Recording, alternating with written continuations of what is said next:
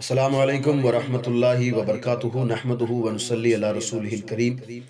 اما بعد فاعوذ باللہ من الشیطان الرجیم بسم اللہ الرحمن الرحیم الصلاۃ والسلام علیکہ یا حبیبی یا رسول اللہ صلی اللہ تعالیٰ علیہ وآلہ وسلم۔ معزز سامعین کرام، آپ سبھی کا خیر مقدم ہے ہمارے یوٹیوب چینل رضوی وائس پر۔ آج ہم انشاءاللہ تبارک تعالیٰ بات کریں گے ایک اسلامی بھائی کے سوال پر۔ انہوں نے ہم سے یہ سوال پوچھا ہے، ہم تک یہ سوال پہنچایا ہے، اور ان اسلامی بھائی سے کسی نے پوچھا یہ سوال کہ ہم کچھ لوگ ساتھ میں رہتے ہیں اور میرا بیٹا ہے یا پھر میرا بھتیجا ہے، کوئی ہے پتہ نہیں، وہ جہاں کام کرتا ہے وہاں پر شریعت کے خلاف کام ہوتا ہے، یعنی کہ اس کی جو انکم ہے وہ پوری طریقے سے میں اچھی طرح سے جانتا ہوں وہ حرام ہے، لیکن اس کی ساری انکم جو ہے وہ مجھ تک پہنچا، وہ پیسے جو ہے مجھے دیتا ہے۔ میں نے کئی مرتبہ اسے اس کام کرنے سے انکار کیا ہے، ان پیسوں سے لینے سے انکار کیا ہے، لیکن کیونکہ ہم سب ساتھ میں رہتے ہیں تو سارے پیسے مجھے ہی دیتا ہے۔ اب آپ مجھے بتائیے قرآن و حدیث کی روشنی میں کہ کیا میں ان پیسوں کو اپنے گھر میں کام لے سکتا ہوں؟ ان پیسوں کا میرے لیے خرچ کرنا کیسا ہے؟ آپ مجھے تھوڑا بتائیں تاکہ میں اس کو آگے بتا سکوں۔ تو سب سے پہلے تو آپ کا بہت بہت شکریہ، اللہ تبارک تعالیٰ آپ کو سلامت رکھے، آپ کی عمر میں اللہ تبارک تعالیٰ برکتیں عطا فرمائے کہ آپ نے یہ سوال مجھ تک پہنچایا ہے۔ حرام کمائی یا پھر حرام مال کا جب ہم چیپٹر پڑھتے ہیں، کتاب کا نام ہے مکاشفۃ القلوب، حجت الاسلام، امام محمد غزالی رحمۃ اللہ تعالیٰ علیہ نے یہ کتاب لکھی ہے، اور انہوں نے جب اس جو ہے یہ حرام اور حلال کی جب تمیز ہمیں بتائی ہے، جب حرام کا جو چیپٹر انہوں نے رکھا ہے، جب ہم اس چیپٹر کو پڑھتے ہیں تب ہمیں پتہ چلتا ہے کہ یہ حرام کی کمائی کس قدر ہمیں جو ہے دنیا اور آخرت میں کس قدر برباد کرتی ہے۔ دنیا میں بھی ہمیں رسوائی اٹھانی پڑتی ہے اور آخرت میں تو ہماری پکڑ ہوگی، جیسا کہ طبرانی پاک کی حدیث پاک ہے، جس کا خلاصہ یہ ہے کہ اللہ کے پیغمبر محمد عربی صلی اللہ تعالیٰ علیہ وآلہ وسلم نے ارشاد فرمایا، بندہ کل قیامت کے دن اللہ تبارک و تعالیٰ کے سامنے سے اس وقت تک نہیں ہٹ سکے گا جب تک 4 سوالوں کا وہ جواب نہیں دے دے گا، اسے 4 باتیں جب تک پوچھی نہیں جائیں گی۔ پہلی بات یہ، اسے اللہ تبارک و تعالیٰ سوال کرے گا، میں نے تجھے عمر عطا کی، تو نے اس عمر کو کیسے گزارا؟ دوسرا سوال رکھے گا، میں نے سب سے بڑی نعمت جو کہ عمر میں جوانی ہوتی ہے، وہ جوانی تجھے عطا کی تھی، اس جوانی کو تو نے کیسے گزارا؟ پھر اللہ تبارک و تعالیٰ اسی بندے سے سوال کرے گا، دنیا میں تو نے زندگی جینے کے لیے جو مال حاصل کیا اس کا طریقہ کیا تھا، حلال تھا یا حرام تھا؟ پھر میرا رب پوچھے گا اسے چوتھا سوال کہ جو تو نے مال کمایا اس کو خرچ کیسے کیا؟ اسے آپ اندازہ لگا سکتے ہیں کہ صرف حرام طریقے سے مال کمایا ہی نہیں جا سکتا، کئی جگہ ایسے بھی ہوتی ہے کہ جب آپ مال بغیر فالتو خرچ کرتے تو وہ حرام ہوتا ہے۔ یہ طبرانی میں عجیب حدیث موجود ہے، آپ جا کر پڑھ سکتے ہیں۔ تو اللہ کے رسول صلی اللہ تعالیٰ علیہ وآلہ وسلم کا قول تو یہ ہے کہ بندہ اس وقت تک ہل نہیں پائے گا۔ تو پھر نہ تو کسی مفتی سے ہمیں پوچھنے کی ضرورت ہے، کسی سے پوچھنے کی ضرورت نہیں ہے، ہمیں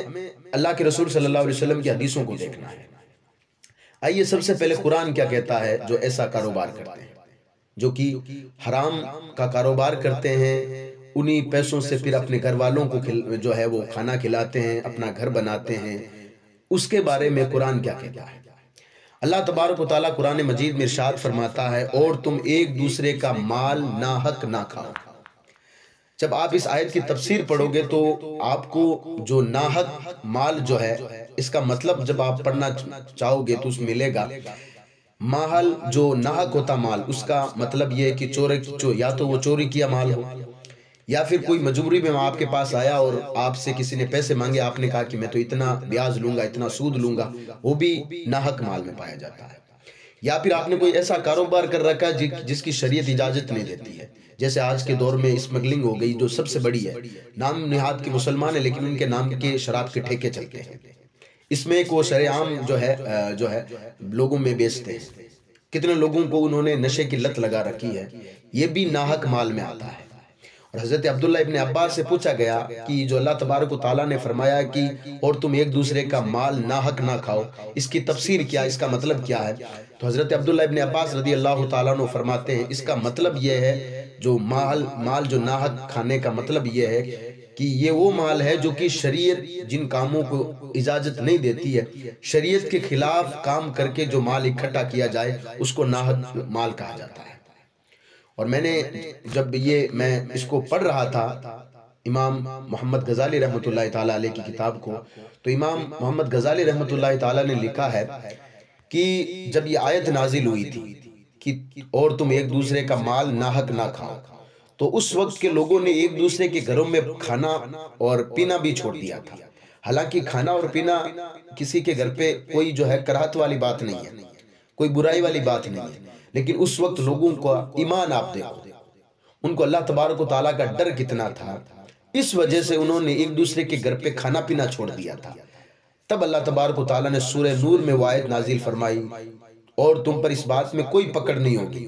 کہ تم اپنے گھروں میں سے یا اپنے والدین کے گھروں میں سے کچھ کھاؤ۔ تب جا کر لوگوں نے دوسرے کے گھر پہ کھانا پینا جاری کیا تھا۔ اور ایک جگہ تفسیر میں اس آیت کی تفسیر بعض مفسرین نے اور بعض علماء نے لکھا ہے کہ جو مال ناحق ہوتا ہے اس کا مطلب یہ ہوتا ہے کہ غلط کاروبار کر کے پیسہ کمایا جائے، جیسے میں نے ابھی تھوڑی دیر پہلے آپ کو بتایا تھا۔ اس میں جھوٹ بھی آتا ہے کہ ایک چیز ہے جو کہ 1 روپے میں چیز خریدی گئی تھی، لیکن بیچنے والا قسمیں کھاتا ہے، جھوٹ بولتا ہے اور بول کر کے اس کو 70 روپے کی بناتا ہے یا اس کو 5 روپے کی بناتا ہے۔ حالانکہ شریعت اس بات کی اجازت دیتی ہے آپ کو کہ آپ جو چیز لے کر آئے ہو آپ اس کو دگنی قیمت میں بیچ سکتے ہو، تگنی قیمت میں بیچ سکتے ہو، لیکن سچ بول کر کے۔ لیکن جھوٹ بول کے اگر تم بیچتے ہو، قسم کھا کر بیچتے ہو، تو آقا کریم صلی اللہ علیہ وسلم کی حدیث پاک آپ کو معلوم ہوگی، آقا فرماتے ہیں جو کاروبار میں قسم کھاتا ہے، مال تو اس کا بک جاتا ہے لیکن اس میں کاروبار میں اللہ تبارک تعالیٰ کی برکتیں نہیں رہتی ہے پھر۔ تو جو حرام مال کھاتے ہیں یا پھر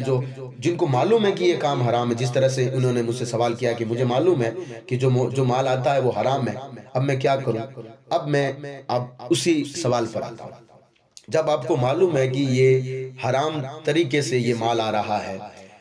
جو میرا بیٹا، میرا بھتیجا، میرا بھائی یا کوئی بھی کام کر رہا ہے وہ شریعت کے خلاف ہے، تو سب سے پہلے آپ اس کو ہاتھ جوڑ کے منع کر دیں کہ مجھے ایسے پیسوں کی کوئی ضرورت نہیں ہے، کیونکہ اس وقت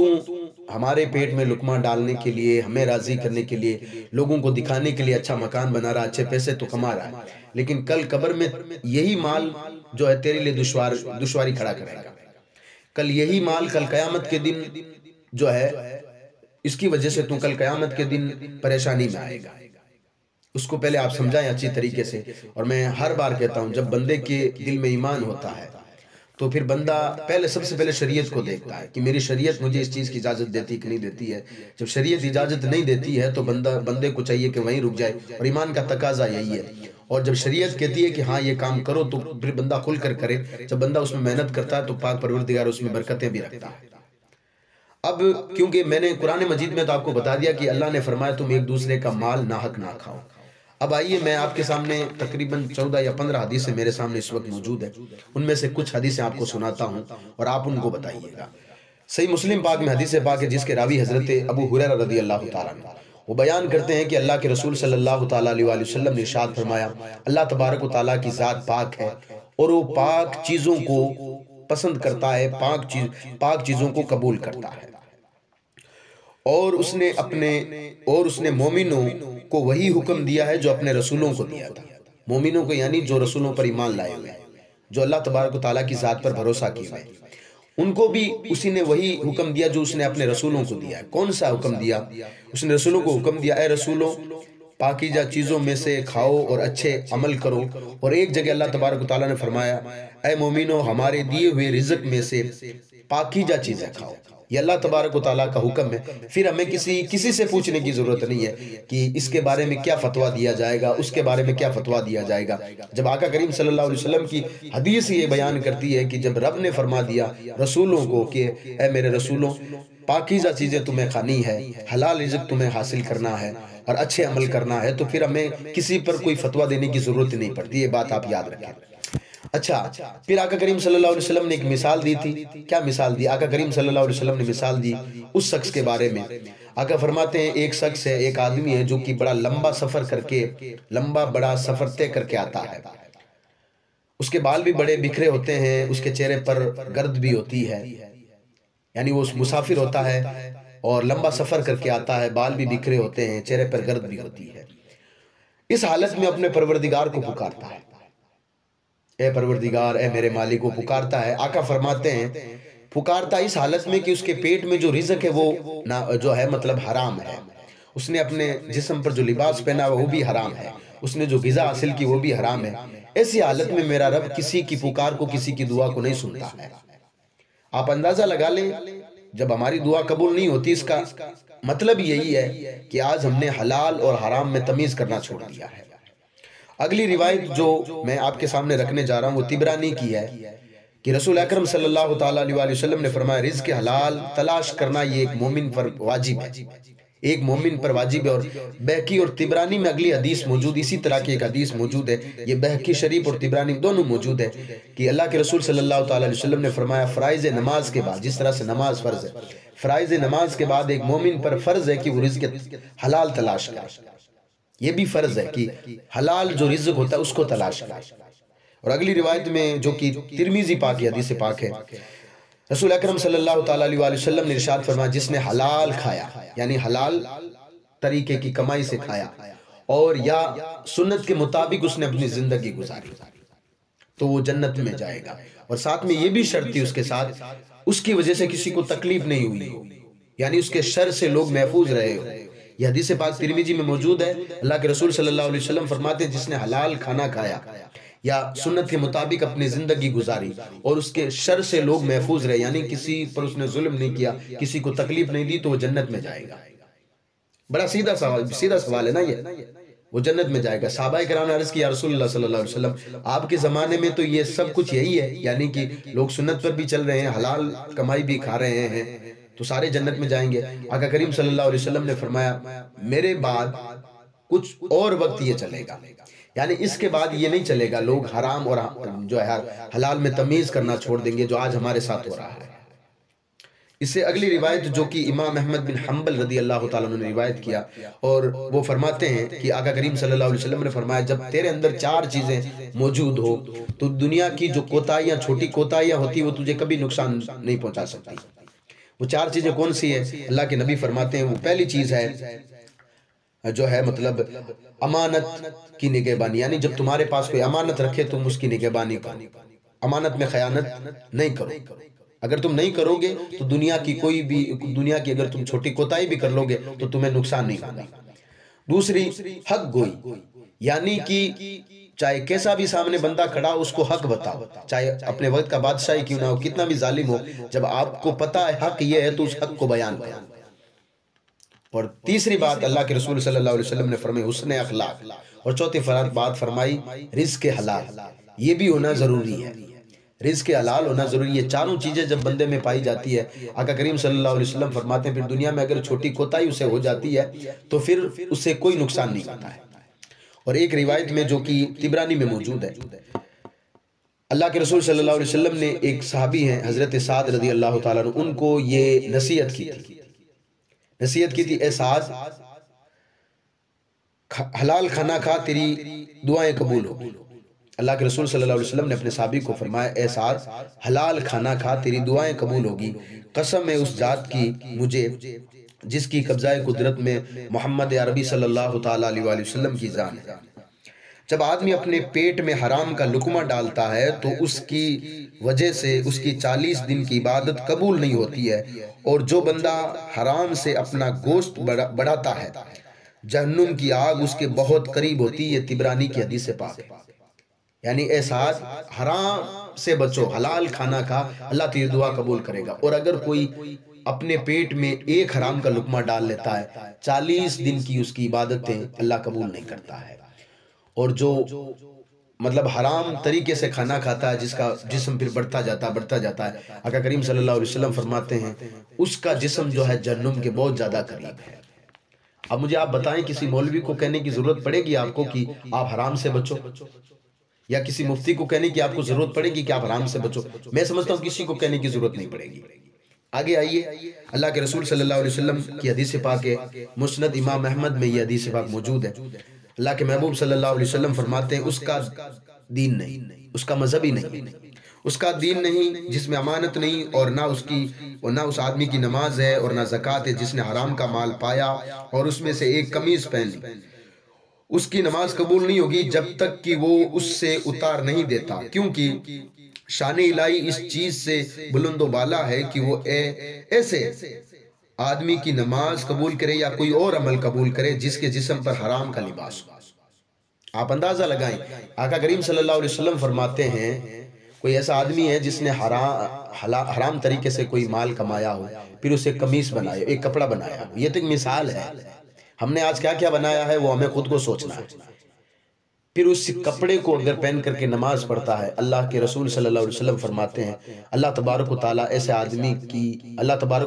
ایسے آدمی کی نہ تو نماز کی ضرورت ہے، کوئی ضرورت نہیں ہے جو کہ اپنے جسم پر حرام کپڑا پہن کر اللہ کی بارگاہ میں کھڑا ہو، اور آقا کریم فرماتے ہیں نہ تو اس کا کوئی مذہب ہے، نہ اس کی نماز ہے، نہ اس کی زکوٰۃ ہے، یعنی ساری چیزیں بھلے وہ دیتا ہو لیکن اس کی اللہ کی بارگاہ میں قبول نہیں ہوتی ہے۔ آئیے اگلی حدیث دیکھتے ہیں۔ آگے حضرت، یہ حدیث آپ سب کے لیے سننے کے لائق ہے، یہ بات آپ یاد رکھیں۔ یہ حدیث امام احمد نے اپنی کتاب میں لکھی ہے اور اس کے راوی حضرت ابن عمر رضی اللہ تعالیٰ عنہ وہ بیان کرتے ہیں کہ جس نے 10 درہم کا کپڑا خریدا اور 1 درہم حرام کا تھا، جب تک وہ کپڑا اس کے جسم پر رہتا ہے اللہ پاک اس کی نماز قبول نہیں کرتا۔ یہ نہیں ہے کہ پورے 10 کے 10 درہم، 10 کے 10 روپے جو تھے وہ حرام کے تھے، 9 روپے حلال ہے، 9 روپے پس محنت اور پسینے کی کمائی، اس میں صرف 1 درہم ملا دیا اس نے اور اس کا پھر کپڑا خریدا۔ اگر وہ کپڑا پہن کر بندہ نماز، جب تک وہ کپڑا اس کے جسم پر رہے گا اللہ تبارک و تعالیٰ اس کی کوئی عبادت قبول نہیں کرے گا۔ حضرت ابن عمر آگے فرماتے ہیں اور اپنے دونوں ہاتھوں کو اٹھایا اور اپنی انگلیوں کو دونوں کانوں میں ڈالتے ہوئے فرمایا یہ دونوں کان بہرے ہو جائیں اگر یہ میں نے بات اللہ کے نبی سے نہ سنی ہو۔ یعنی کہ ان کے کہنے کا مطلب یہ تھا کہ میں پکا یقین کس سے کہہ رہا ہوں، اگر میرے کان میں یہ دونوں بہرے ہو جائیں اگر یہ بات رسول اکرم صلی اللہ علیہ وسلم نے نہ کی ہو۔ غور کریں آپ، میں پھر سے آپ سے پوچھتا ہوں کیا کسی مولوی کو پھر کہنے کی ضرورت ہے آپ کو، یا کسی کتاب سے پڑھنے کی ضرورت ہے آپ کو؟ آپ اللہ کے رسول صلی اللہ علیہ وسلم کی حدیث پڑھیں، قرآن کو اٹھا کر دیکھیں، تفسیر پڑھیں، آپ کو اندازہ لگ جائے گا کہ یہ جو حرام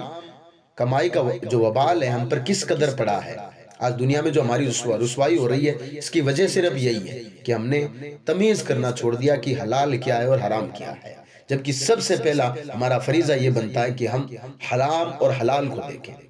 اپنے بچوں کو جو لقمہ ہم کھلا رہے ہیں، جس کو ہم ہماری زبان میں کوا جو ہم کہتے ہیں، یہ کوا جو ہم کھلا رہے ہیں دیکھیں اس کوے میں کہیں ایسا تو نہ ہو کہ اس کوے میں وہ پیسہ لگا ہو جس پیسے میں اللہ اس کے رسول کی نافرمانی کی گئی ہو۔ اگلی حدیث دیکھیں۔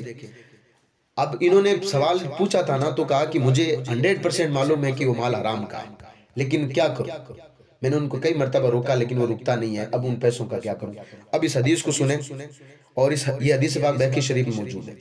اللہ کے رسول صلی اللہ علیہ وسلم فرماتے ہیں جس نے چوری کا مال خریدا حالانکہ وہ جانتا ہے کہ یہ چوری کا مال ہے تو وہ بھی اس کی رسوائی اور گناہ میں شریک ہوتا ہے۔ یعنی اس کو معلوم ہے کہ یہ چوری کا مال ہے پھر بھی وہ اس کو خریدتا ہے تو وہ بھی اس کی رسوائی اور گناہ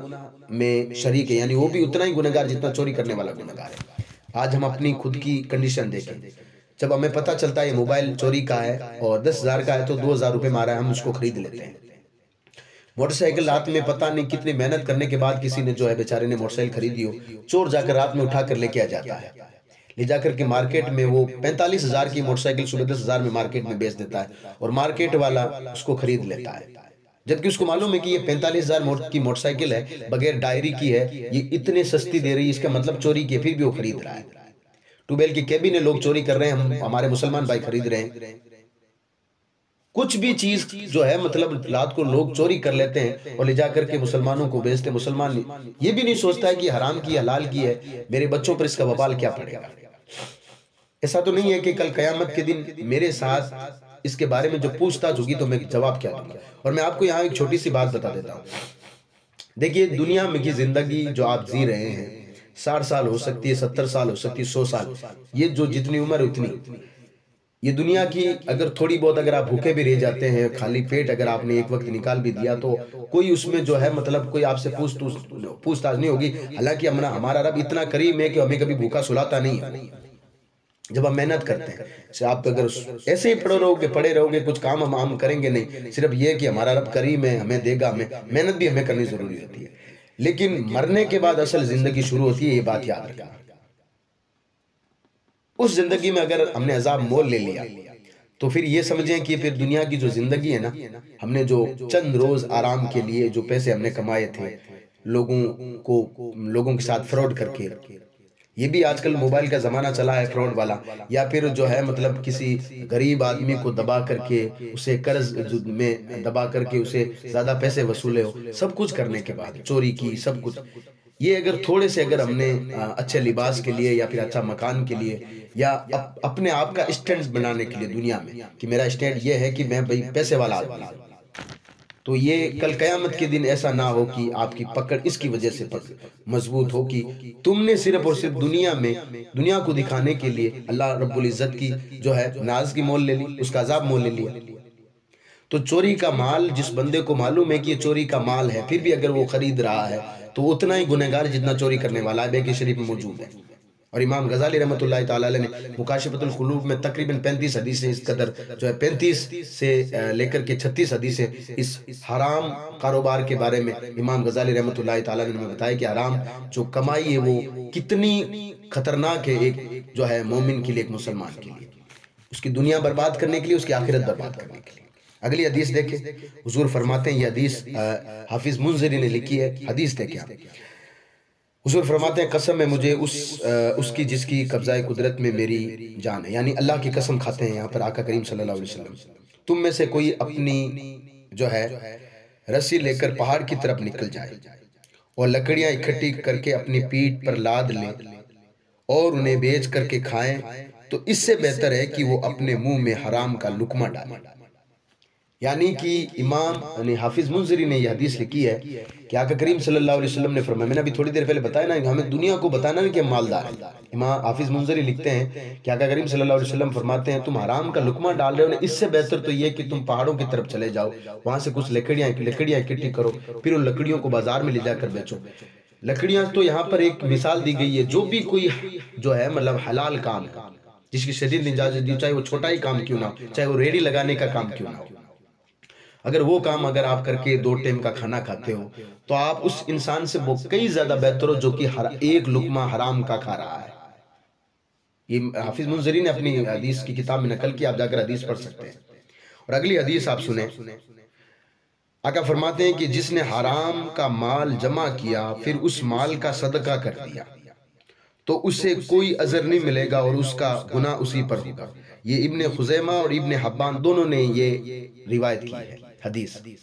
یعنی کسی نے مال جمع کیا جو کہ حرام کا مال تھا، جو ہے مطلب ناجائز کاموں سے جو ہے کام کر کے مال اکٹھا کیا، پھر اس کے من میں آیا کہ میں اپنے لیے کچھ آگے کی تیاری کروں، قبر میں روشنی کروں، تو اس نے سارا مال جو ہے صدقہ کر دیا۔ تو ابن حبان اور ابن خزیمہ دونوں لکھتے ہیں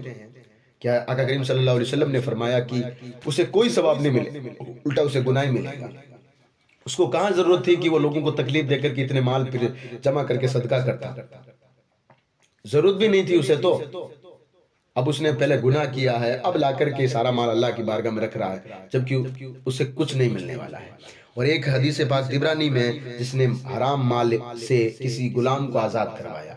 غلام آزاد کروانا یہ بہت بڑی چیز ہے، یہ بات یاد رکھنا، بہت بڑی چیز ہے یہ کسی غلام کو آزاد کروانا۔ لیکن حدیث پاک کے الفاظ ہے، جس نے کسی جو ہے حرام مال سے کسی غلام کو آزاد کروایا یا پھر اسی مال سے کسی کے ساتھ صلہ رحمی کی۔ صلہ رحمی کا مطلب یہ ہوتا ہے کسی غریب کے کام آیا، کسی یتیم کے سر پر ہاتھ پھیرائی، یتیم کے پاس مکان نہیں تھا اس نے مکان بنا دیا، کسی کے پاس کھانے کا راشن نہیں تھا اس نے اپنے اسی حرام مال سے اس کو راشن دے دیا۔ یہ کام بہت بڑے ہیں، لیکن یہاں پر حرام مال کی بات چل رہی ہے۔ اگر کسی نے حرام مال اکٹھا کر کے کسی غلام کو آزاد کروا دیا یا پھر کسی کے ساتھ صلہ رحمی کی، اس سے کچھ نہیں ملنے والا سوائے گناہ کے۔ اب یہ بات سوچیں آپ، جب آپ اس پیسے کو اچھے کاموں میں لگا رہے ہو پھر بھی آپ کو ثواب نہیں مل رہا ہے، تو پھر آپ اور میں سوچ رہے ہیں کہ وہ مجھے جبرن لا کر دے رہا ہے اور میں رکھ رہا ہوں، تو یہ ہماری خود کی غلطی ہے۔ اگلی حدیث آپ سنیں، حضور علیہ السلام سے پوچھا گیا، یہ حدیث پاک ترمذی شریف موجود ہے، حضور علیہ السلام سے پوچھا گیا، حضور آقا یہ بتائیں کہ زیادہ تر وہ کون سی چیز ہے کہ جس کی وجہ سے بندہ جہنم میں جائے گا؟ اللہ کے رسول صلی اللہ تعالیٰ علیہ وآلہ وسلم نے ارشاد فرمایا اس کا منہ اور اس کی شرمگاہ، یعنی اس کی زبان کنٹرول میں نہیں رہے گی اور وہ اپنی شرمگاہ کی حفاظت نہیں کرے گا، تب وہ جہنم میں جائے گا۔ جیسا کہ قرآن میں اللہ کے بندے اور بندے دونوں کے لیے حکم ہے اپنے شرمگاہ کی حفاظت کرو۔ تو حضور فرماتے ہیں سب سے زیادہ اگر جہنم میں جانے والا بندے کی کوئی چیز ہے جس کے ذریعہ وہ جہنم میں جائے گا تو اس کا منہ اور اس کی شرمگاہ ہے۔ پھر صحابہ کرام نے عرض کیا یا رسول اللہ صلی اللہ علیہ وسلم پھر آخر وہ کون سی چیز ہے کہ جس کے ذریعے سب سے زیادہ بندے جو ہے جنت میں جائیں گے؟ آقا کریم صلی اللہ علیہ وسلم نے فرمایا خوف خدا اور حسن اخلاق، یعنی لوگوں کے ساتھ اچھا برتاؤ کرنے والا ہو اور اللہ تبارک و تعالیٰ کا ڈر اپنے سینے میں رکھنے والا ہو۔ اور یہ ظاہر سی بات ہے کہ جب اللہ کا ڈر بندے کے دل میں جب پیدا ہو جاتا ہے تو پھر وہ حرام کاموں کی طرف نہیں جاتا ہے، پھر وہ نماز نہیں چھوڑتا ہے، پھر وہ کسی کا دل نہیں دکھاتا ہے، پھر وہ جو ہے کسی کا مال غصب نہیں کرتا ہے، پھر وہ کسی کے ساتھ فراڈ نہیں کرتا ہے، جب خوف خدا ایک بندہ کے دل میں بیٹھ جاتا ہے۔ تو یہ سب سننے کے بعد آپ کا جو سوال تھا کہ مجھے لا کر وہ دیتا ہے، مجھے پکا یقین ہے کہ وہ حرام کا مال ہے، تو میں آپ کو بتا دیتا ہوں، آپ ان کو آرام سے بیٹھ کر سمجھائیں کہ ہم ایمان والے لوگ ہیں، اللہ رب العزت پاک ہے اور وہ پاکیزہ چیزوں کو اپنی بارگاہ میں قبول کرتا ہے۔ تو ہمارے پاس بہت سارے ذرائع ہیں، اللہ تبارک و تعالیٰ نے بہت سارے ذرائع ہمارے لیے بنائے کہ جس کی وجہ سے ہم رزق حلال کما سکتے ہیں، ان کی طرف چلیے، تجارت کیجئے، جو ہے مطلب چھوٹے سے چھوٹا کام جو کہ شریعت نے کہا ہے کہ یہ آپ کر سکتے ہیں تو اس کو کرنے میں کبھی شرمائیے مت۔ اگر آپ شریعت کہتی ہے کہ یہ کام مت کرو، بہت بڑا کام ہے، لوگوں کے بیچ میں بیٹھنے والا کام ہے، تو وہ کام چند دنوں کے لیے دنیا میں جب تک آپ کی سانسیں چل رہی ہے تب تک کے لیے آپ کے لیے ہو سکتا، آپ کے رشتہ دار آپ کی جو ہے تعریف کریں گے کہ بڑا اچھا پیسے کما رہا ہے، اپنی بیٹی کی شادی میں اتنی پیسے لگا کر کس نے شادی کی ہے۔ یہ چند روز جو آپ کے پیچھے جو جھوٹی تعریف کرنے والے لوگ ہیں نا، کل قبر میں آ کر آپ کا ساتھ نہیں دیں گے، یہ بات یاد رکھنا۔ اور میں آپ کو بھی کہہ رہا ہوں، یہ بات سمجھا رہا ہوں آپ کو کہ یہ جو آج آپ کو پیسے حرام لا کر دے رہے ہیں نا، کل آپ کا جواب یہ قیامت میں یہ نہیں کہے گا کہ میں نے پیسے لا کر دیے تھے، یا جس سے آپ لے رہے ہیں آپ اس کا جواب نہیں دے پاؤ گے۔ تو ہماری شریعت نے تو ہمیں پہلے ہی منع کر رکھا ہے کہ حرام مال کے قریب مت جاؤ،